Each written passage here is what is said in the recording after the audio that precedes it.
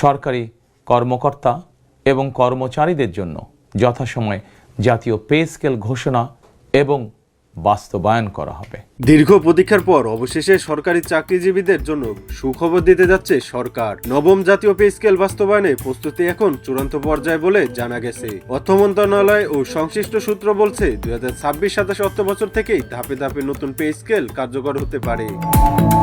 প্রস্তাবিত কাঠামো অনুযায়ী বর্তমান 20তম গ্রেডের সর্বনিম্ন মূল বেতন 8,250 টাকা থেকে বাড়িয়ে 20,000 টাকা করার সুপারিশ করা হয়েছে। একই সঙ্গে বাড়ানো হতে পারে বাড়ি ভাড়া, চিকিৎসা, টিফিন ও শিক্ষা ভাতা। বৈশাখী ভাতা মূল বেতনের 20% থেকে বাড়িয়ে 50% করার আলোচনা চলছে। সরকারি সূত্রে আরো জানা গেছে, নিম্ন আয়ের কর্মচারীদের সুবিধাকে বেশি গুরুত্ব দেওয়া হচ্ছে। 11 থেকে 20তম গ্রেড বেতন বৃদ্ধির হার তুলনামূলক বেশি হতে পারে।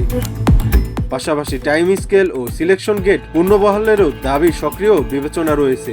এদিকে নতুন পে স্কেল বাস্তবায়নের জন্য আগামী বাজেটে কয়েক হাজার কোটি টাকা বিশেষ বরাদ্দ রাখার পরিকল্পনা করছে সরকার। সবকিছু ঠিক থাকলে আগামী 1 জুলাই থেকে প্রথম ধাপ কার্যকর হতে পারে বলে আভাস মিলছে। সরকারি চাকরিজীবীদের প্রত্যাশা, এই নতুন পে স্কেল দ্রব্যমূল্যের ঊর্ধ্বগতির মধ্যে কিছুটা স্বস্তি এনে দেবে।